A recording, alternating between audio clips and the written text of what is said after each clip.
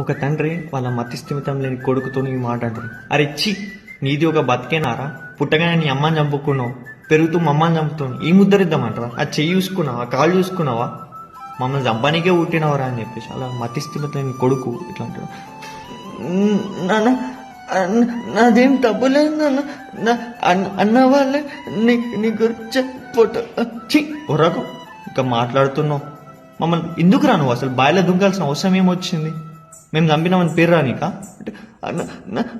అన్న వాళ్ళే మీ నాన్న కాదురా మా నాన్న అని చెప్పి నా దగ్గర ఉన్న ఫోటో గుంజుకొని అడున్న బాయిలా పడేసిందాన్న, అది తెచ్చుకుందామని పోయినాను. ఇడ తగిలిందాను. వచ్చిన తర్వాత అన్న వాళ్ళు రే మాట్లాడకు, అన్ని అబద్ధాలు చెప్పుకుంటా. అబద్ధాలు కాదు నాన్న, అందరు అన్న వాళ్ళు పిచ్చోడు బూచోడు వచ్చిందని చెప్పి రాళ్ళతో కొట్టిపిస్తున్నా.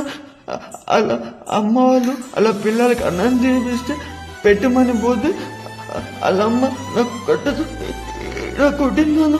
నొప్పి వచ్చిందని డాక్టర్ సూజేయమని వేస్తే డాక్టర్ ఇడ కొట్టిన్నాను. నొప్పి అవుతున్నాను, నన్ను కొట్టొద్దున్నాను ప్లీజ్ నాన్న అని చెప్పేసి అంటారు. ఆ మాట అయిని వాళ్ళ కొడుకుని దగ్గర తీసుకోనికి ఇబ్బంది పడతారు నాన్న. కానీ